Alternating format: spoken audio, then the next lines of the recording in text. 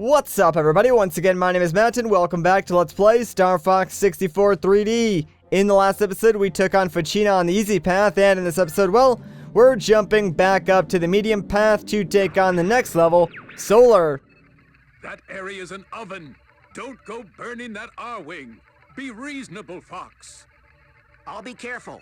Don't worry, General. We're experts at this.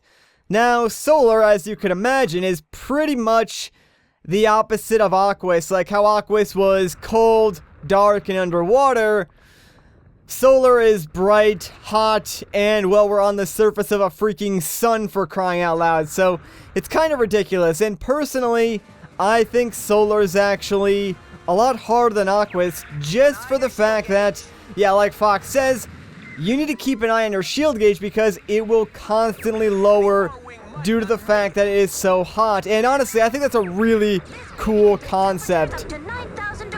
Well, Slippy, then I guess the temperature of this star is over 9,000! Alright, that was a terrible joke. I apologize for it. Anyways, back to Solar. So, you're gonna want to do a few things in this level. My personal recommendation is just to, like, spam your lasers every time you see rocks flying up from underneath the lava, because inside those rocks are going to be the silver rings that you're going to need to, you know, keep your shield gauge up. That way you can actually make it through this level and to the boss itself. Now, another thing you're going to want to do is, avoid flying low as much as you possibly can, because the closer you get to the lava, the faster your shield gauge will diminish. It's actually a good thing, too, that we came into this level with, like, 2 golden rings, because we already do have the extended, like, shield meter, so that's going to help us out tremendously. But, yeah, every time there's, like, a lava wave, too, always make sure you fly to the side that's, like, not as high, so you can avoid losing a lot of shield, if that made any sense. I could have probably explained that better, but I think you guys got the gist of things.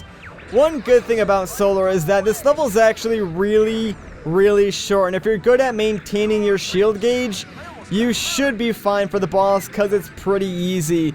I mean, once you get to the boss, the ability to restore your shield gets a little bit harder, but overall, you should be alright. And Slippy Man, don't fly so close to the lava. That's another thing that's good about this level, though, too, is that, yeah, sure, your team members can take damage, but, like, 9 times out of 10, if they came in here with a decent HP gauge, none of them should die throughout this level, since they're really off-screen, so I don't think they actually lose HP when they're off-screen.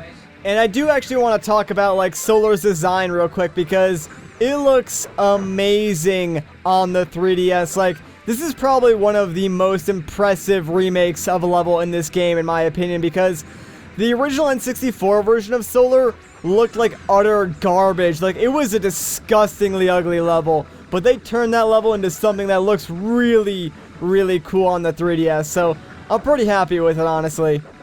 Oh hey, we got a silver star. That's pretty freaking sweet.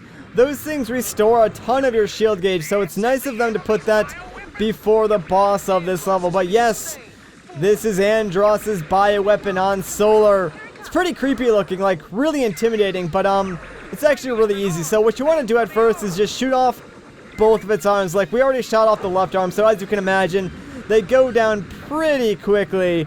But after you shoot down both arms, all you have to do is, like, shoot at its head. The only thing that you really want to do in this boss battle is just avoid the lava plumes that his arm shoots up whenever he attacks the lava, and then just make sure you try and shoot any asteroids that he sort of, like, lobs at you. That way you can restore your HP and stuff like that.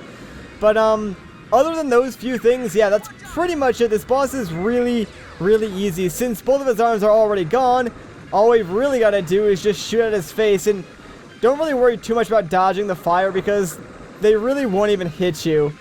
Come on, he's got like 2 hits left, though. Can we kill him? Yeah, there we go. You did it. Heck yeah, we did, Slippy. So long, bioweapon. Like I said, really easy boss fight. And since Solar is actually a 1 exit only level, now that we've completed it, this will allow us to continue on the medium path. But yeah, let's get out of here before our wings burn up, because I'm pretty sure myself and the rest of the team are in some poor shape.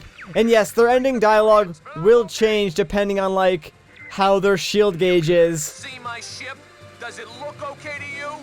Yeah, it seems like everyone took quite a bit of damage. Wow, Falco almost got KO'd there. Slippy too. Peppy was alright though. Not too bad. They should be alright for the next level. So, all things considered, I think we did alright. Anyways though, now that we're done with Solar, we can move on to the next planet, which is, I believe this one is actually Macbeth. However, we're going to have to do that in another episode. So if you guys enjoyed this part, a like rating would be greatly appreciated. If you want to see more, consider subscribing. But once again, guys, my name is Matt. Thank you so much for watching, and I'll catch you in the next one.